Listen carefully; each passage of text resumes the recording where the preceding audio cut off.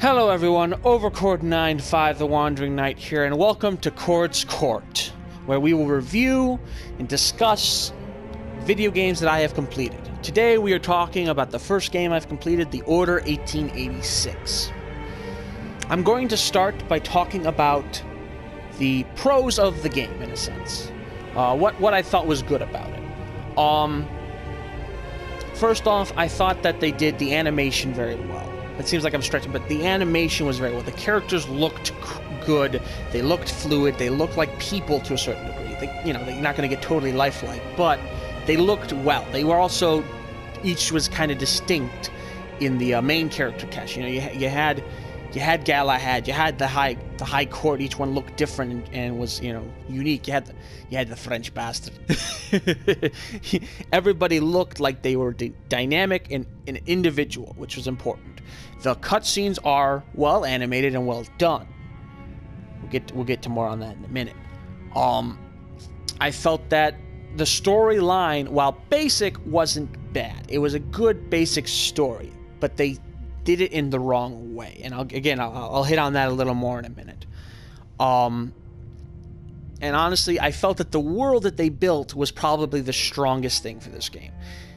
The idea that since, King Arthur, there's been this order of knights fighting against lycans and vampires and whatever else you want to throw in there. They could expand on whatever else they fight it for, God knows how many hundreds of centuries, hundreds of years, not hundreds of centuries, hundreds of years, wasn't a world that I would love to see more done with. I think they could do a whole lot of this and do it better than what they did. Now, some of the cons. Too many cutscenes. I don't know. I'm throwing a number out here. I probably spent 75% of this time watching cutscenes, not playing a game. If I wanted to watch a movie, I'd go watch a movie. This was almost, in a sense, a waste of the potential they could have done with this game. The wrong type of QuickTime events. And let me explain what I mean by that a little bit. What I mean is, I don't hate QuickTime events. I love some of the games that have QuickTime events, like God of War, stuff like that, where it's quick. It actually feels like every time you hit that button is just enough time to hit that button. It feels like you're causing the action that, Kratos is doing. It's quick, it's fast, it's dynamic, it has meaning in the game. It feels like if you don't do this, you got to start all over again and try it again. It doesn't, you got to get those numbers, you got to get those button sequences down. It's important.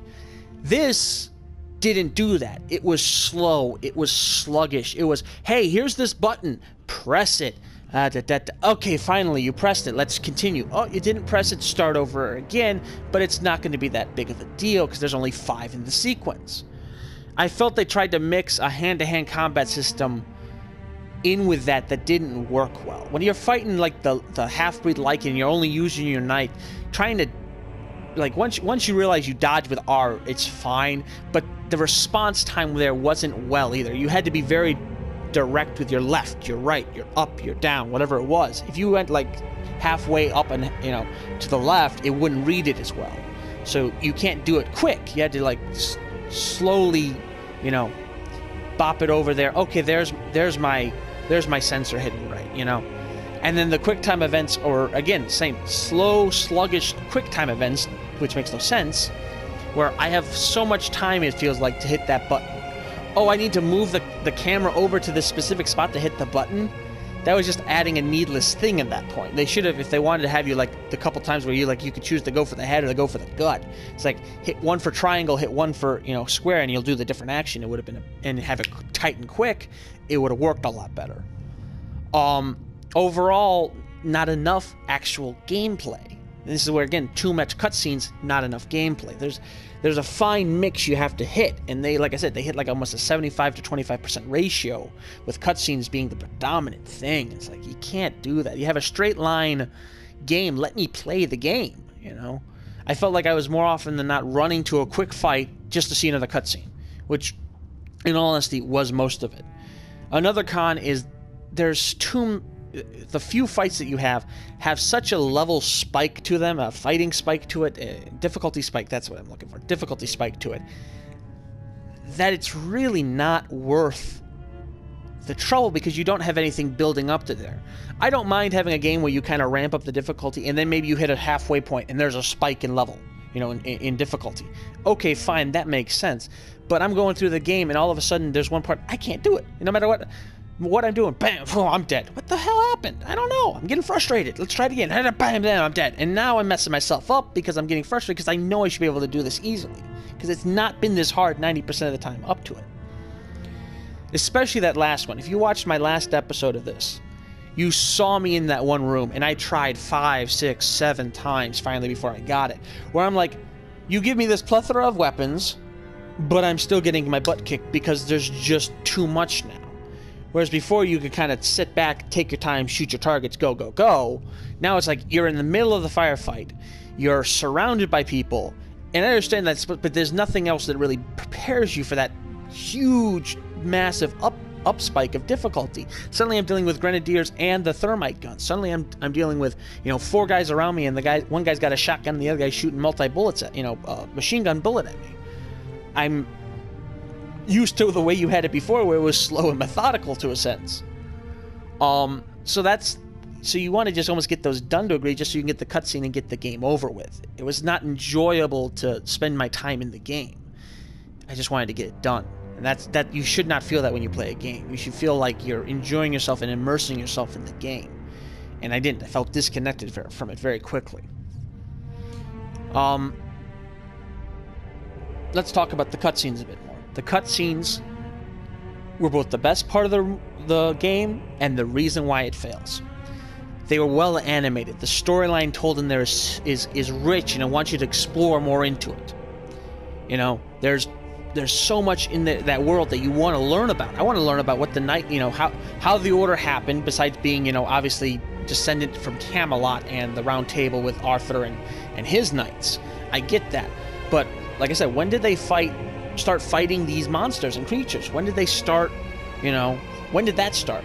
Was it during the Holy Grail, adventures? Was it during, time before then? Were they always there and they were fighting and they finally organized? What was the sequences, But they kind of don't touch on that. And anything that kind of is world building is very overlooked or very stupid. You have in this game, you can go and find what I thought were collectibles. I thought I was picking up. The only thing you actually collect are the wax recordings. But you're looking at, how many times did I look at a piece of paper and it meant nothing, really? There was really nothing there to add to the story. I think there was only one specific one where you read a newspaper about the explosion on the I'm going to call it the Hindenburg because I don't want to call it just a blimp. It's not really just a blimp. It's something else. But where you're on that and the explosion killed your best friend. You killed your mentor, killed your best friend.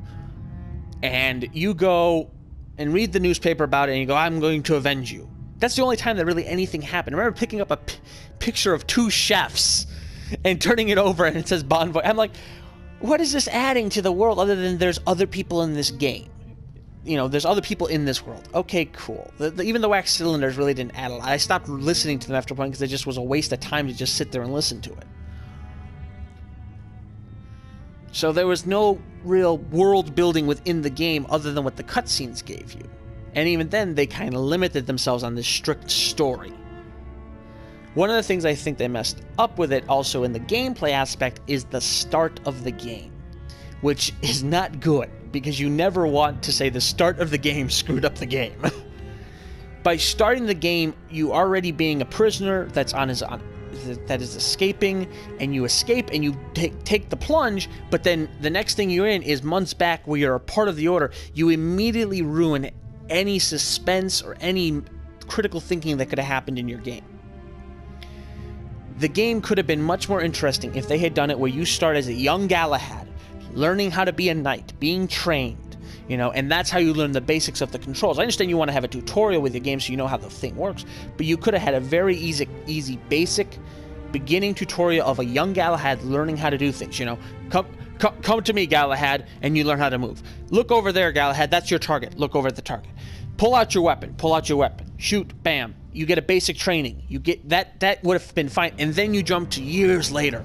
Galahad's now the Galahad we know and we follow through the game and the storyline. And now you don't have any idea about him being considered a traitor. You don't know anything. There's a total surprise when that happens.